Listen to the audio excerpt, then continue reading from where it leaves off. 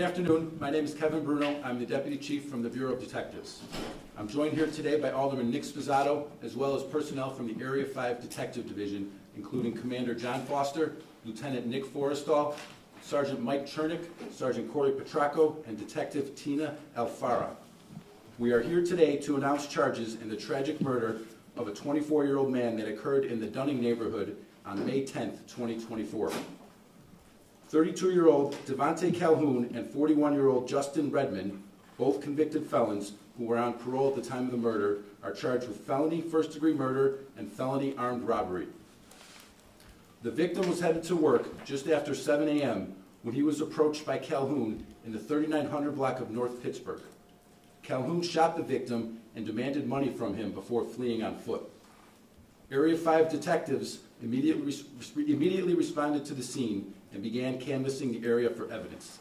The Area 5 Area Technology Center recovered surveillance video of the shooting, as well as video of Calhoun getting into a waiting vehicle that was driven by Redmond. Detectives were able to obtain a license plate from the vehicle, and homicide detectives learned that the vehicle was registered to a relative of Calhoun. Later that same day, Area 5 Homicide Investigative Support Team was able to identify Calhoun and arrest him. Detectives recovered his cell phone as well as the vehicle that he was seen getting into after the murder. Calhoun was released without charging the next day as the investigation continued. Calhoun's cell phone was a crucial piece of evidence, as detectives were able to place Calhoun in the 3900 block of North Pittsburgh at the time the murder occurred. Call data records from Redmond's phone also placed him at the location of the murder at the time of occurrence. The cell phone also led detectives to a gas station in Gurnee, Illinois, where the offenders stopped after the murder. ATC personnel recovered video of Calhoun inside the gas station wearing the same clothing that he was seen wearing from surveillance footage at the scene of the shooting. After the return of additional pieces of evidence, Calhoun was taken into custody on Sunday and Redmond was taken into custody yesterday. Charges were approved by the Cook County State's Attorney's Office last night. At the time of the murder, Calhoun was on parole for armed robbery and Redmond was on parole for unlawful use of a weapon by a felon. The callous actions of these offenders left the victim's loved one and an entire community mourning the loss of a young father. I want to thank the Area 5 Homicide Detectives, the Area 5 Area Technology Support Center personnel, and the Homicide Investigative Support Team who continued to relentlessly investigate this case for nearly a month to bring justice to the victim's family. I would also like to thank the Gurnee Police Department for their assistance and support throughout this investigation. These investigations can often take time, but we will always work toward building strong cases to hold these offenders accountable. With that, I will take any questions. Let's start back here on the right and back row.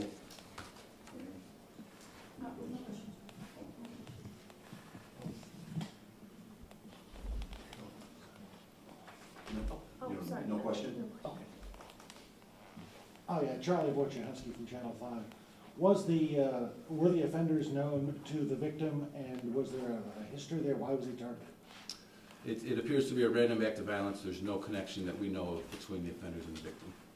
Did they take anything of value from him afterwards? It was an attempt robbery. They could have taken money, but unknown at this time. Thank you. Just to clarify, the evidence that was gathered after Calhoun was first arrested, that was the cell phone footage and the surveillance footage in the gas station? Primarily the cell phone evidence. Okay, that takes some time to come back. Okay, and so it was just Calhoun was originally arrested and then released and then arrested again, or was Redmond? Redmond was not arrested the first time around. Okay, thank you very much. Sorry, I just wanted to clarify. Calhoun was the one that was arrested previously and then released? Calhoun was arrested immediately after the incident and then released and rearrested on Sunday. Okay. Terry Kashner, WBBM Radio. Is anyone else being sought in this? No.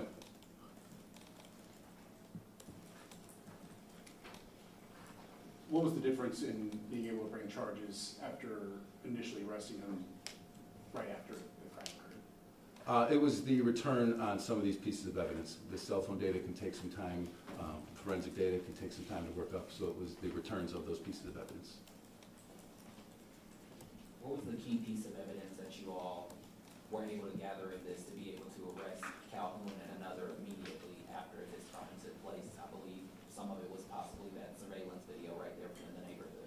And I also would like to thank the neighborhood for their support throughout this investigation. They were extremely helpful throughout, and some of that initial surveillance video that they assisted with was crucial in this investigation. That's it. Thank you very much. Thanks, everybody. Alderman, can we get your reaction? Sure. I'll bring it up to you. I'll bring the mic.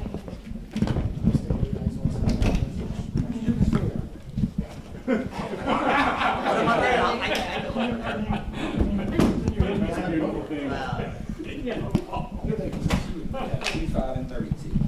I got this. This is 3 at a time. I don't know if I see 7. Yeah, that's a lot. He's famous or something. Sorry. Pretty cool. Yeah. You okay here on the end? Nicholas Sposato, S-P-O-S-A-T-O, Alderman of the 38th Ward. And Alderman, if you can, please let us know what do you think about this arrest? I just think it's great. We wish obviously it could have been a little bit sooner. Everybody was on edge about this. Community came up big time with cooperation, video, so on and so forth. And there's one thing that everybody forgot when this happened. There was a young mom across the street that had 3 kids in the house, and she ran out. When people are running and hiding, she ran out and administered aid to the individual and tried to save them, but it was off or not. But still, in the day when people hide and don't want to look out the windows, a young mom actually with 3 young kids ran out and administered aid. But yeah, the neighborhood came up big with video evidence and ring camera and whatever else. So appreciate everybody in the neighborhood helping out. Can you show us how a neighborhood can come together? That sure did. I mean, there was a little block party about it, get together, and it's just a sad thing. It's a terrible story. I mean, you guys couldn't even show the video on TV. What happened? It was that bad. So, Any message to the family? I know he leaves behind a partner as well as a young child. yeah, a partner of his child and a child on the way too. So we're just terribly sorry. I mean, there was a GoFundMe and the community came up big, and I didn't look at it lately, but I know it was up to 40,000 pretty quick. So I'm guessing that's about where it was. So. Have you been in contact with them? I have not. Although a shooting anywhere is tragic. Is this unusual for this neighborhood? Very unusual, yeah. Well, unusual for the ward, especially for that area. The further west you go in my neighborhood, the less crime there is.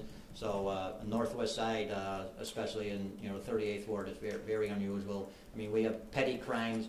We're not used to hardened criminals like these, low-life scumbags cruising our neighborhood, just preying on an individual. I think it was, and I have no proof of it, that it was just bad timing, bad place, wrong place at the wrong time, unfortunately. What does this arrest mean, not only for the family, for the community?